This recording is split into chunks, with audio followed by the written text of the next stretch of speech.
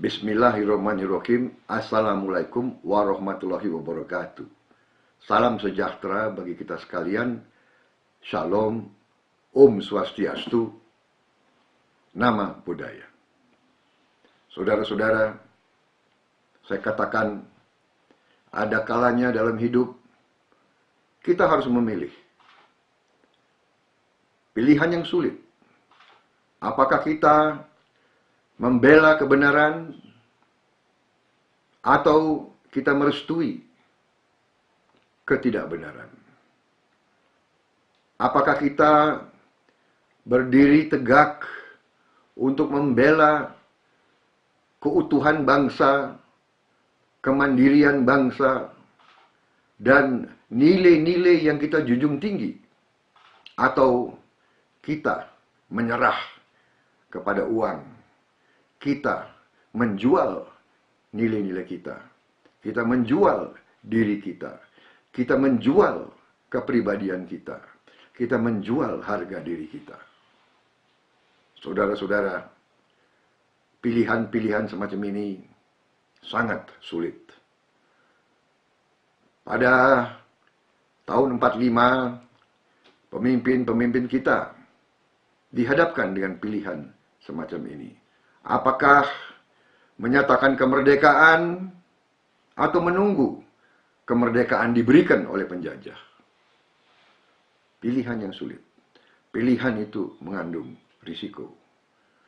Mereka yang menghendaki menyatakan kemerdekaan agar kemerdekaan kita bukan hadiah dari penjajah, memang mempertaruhkan nyawanya dalam risiko.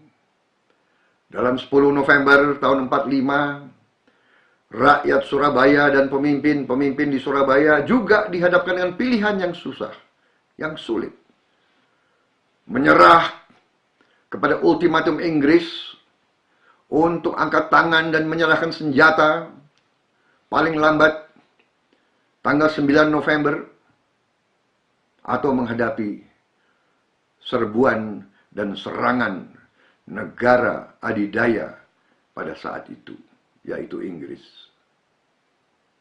Kita bayangkan bagaimana harga diri bangsa kita kalau waktu itu pemimpin-pemimpin Surabaya dan rakyat di Surabaya menyerah. Kalau Gubernur Suryo, Bung Tomo, dan semua pemimpin-pemimpin Jawa Timur dan Surabaya tunduk kepada ultimatum asing, bagaimana harga diri kita sekarang? Juga dalam krisis-krisis besar bangsa kita tahun 65, apakah memilih membela Pancasila atau menyerah kepada ideologi yang tidak sesuai dengan bangsa kita, yaitu komunisme? Saudara-saudara, demikian juga pada tahun 98, pada era reformasi, banyak pemimpin kita juga dihadapkan dengan pilihan yang susah. Membela sistem yang kurang demokratis atau berani membawa reformasi dan demokrasi. Reformasi dan demokrasi telah kita jalankan selama 16 tahun. Saudara-saudara sekalian, banyak lawan-lawan saya selalu hendak mendiskreditkan saya. Saya digambarkan sebagai seorang yang haus kekuasaan, yang nafsu untuk berkuasa. Dan saya digambarkan orang yang suka menggunakan kekerasan, yang kejam, dan sebagainya, dan sebagainya. Saudara-saudara, saya telah membuktikan setelah sekian belas tahun bahwa saya selalu mengutamakan jalan damai.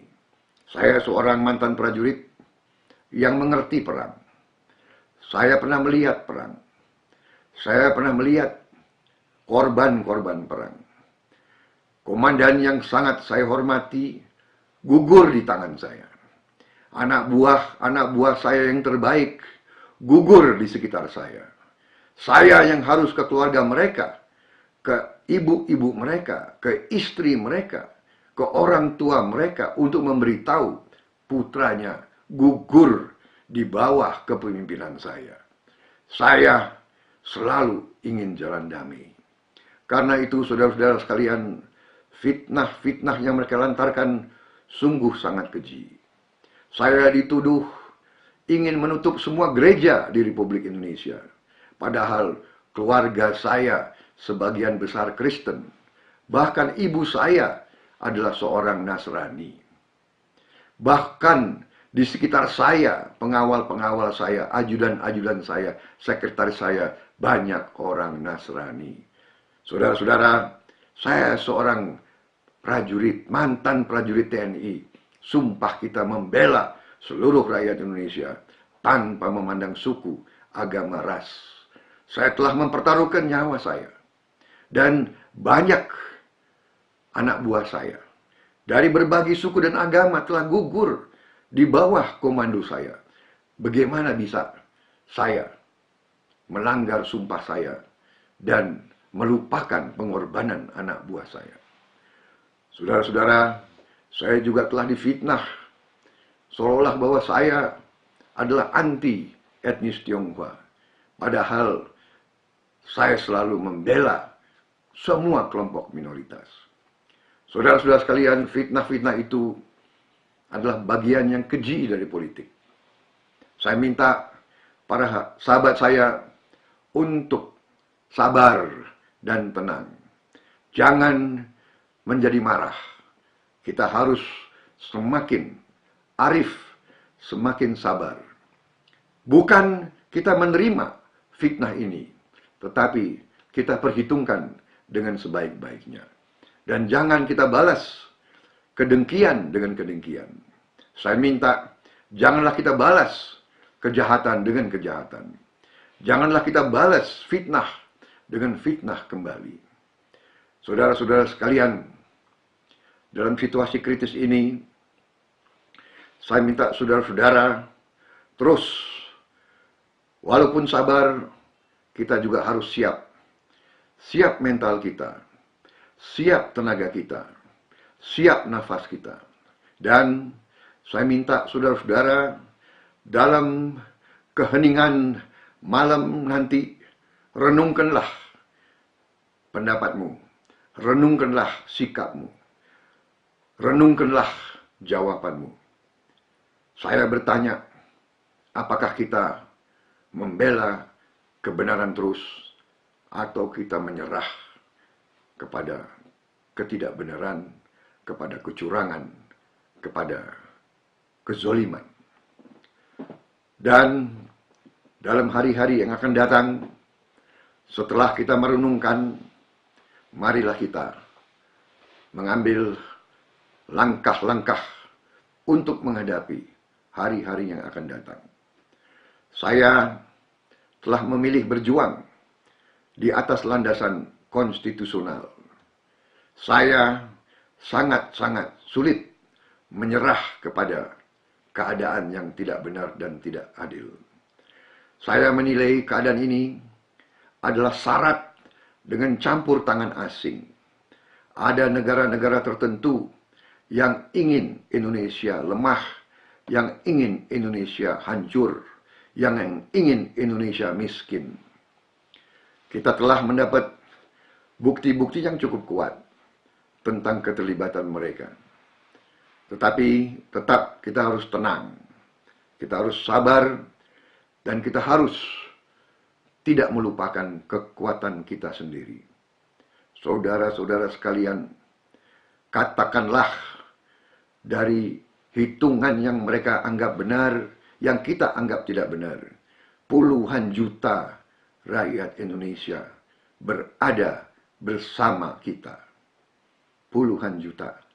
Bahkan sahabat-sahabatku di Facebook saya, sekarang jumlahnya sudah lebih dari 8 juta orang.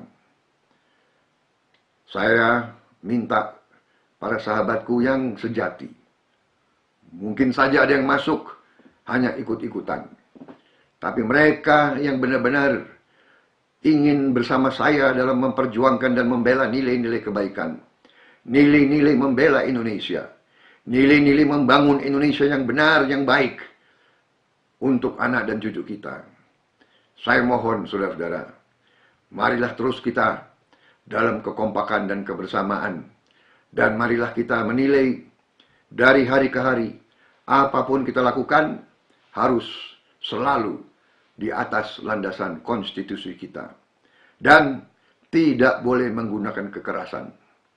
Kita akan melaksanakan perjuangan apapun di atas landasan satyagraha yang telah diberi contoh oleh seorang tokoh di India, Mahatma Gandhi, dan di Amerika, Martin Luther King, dan di Afrika Selatan, Nelson Mandela.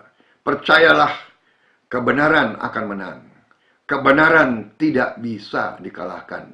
Yang penting kita harus berani, kita harus tegar, kita harus mau berkorban, saudara-saudara sekalian.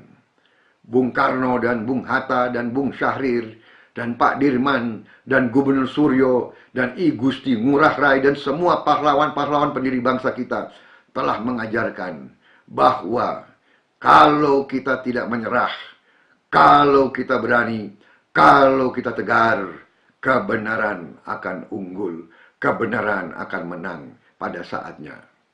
Kita harus siap menghadapi kesulitan. Kita harus siap menghadapi penderitaan. Tapi pilihannya apa? Kita menyerah? Apakah kita seperti budak yang disuruh duduk-duduk, disuruh berdiri-berdiri, disuruh tunduk-tunduk, disuruh diam-diam, disuruh ambil air, atau kita bangsa yang terhormat, bangsa yang mengerti membela haknya, membela hak-hak rakyat. Saudara-saudara sekalian, kekuatan kita besar, kita kemarin dicurangi. Karena itu, marilah kita susun barisan kita kembali, susun kekuatan kita kembali, dari orang ke orang. Susunlah kekuatanmu. 5 orang demi 5 orang, nanti 10 orang demi 10 orang. Adakan diskusi, bahas di rumah masing-masing. Atur pada saat nanti kita akan umumkan bagaimana perjuangan kita. Yang jelas pilihannya hanya 2. Berdiri atau hormat sebagai bangsa kesatria, atau tunduk selamanya sebagai bangsa kacung, bangsa budak, bangsa yang lemah, bangsa yang bisa dibeli, bangsa yang bisa disogok. Pilihannya ada di hati kita masing-masing. Saya tidak tahu dari 8 juta sahabatku berapa yang terus bersama saya. Saya mohon, tolonglah jawab kepada saya sehingga saya tahu siapa yang akan berjuang terus bersama saya sampai titik darah yang penghabisan, atau mereka yang akan melihat dari pinggir, saya pun tidak masalah. Terima kasih. Ini belum akhir dari sebuah perjuangan.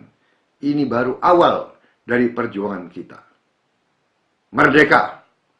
Wassalamualaikum warahmatullahi wabarakatuh.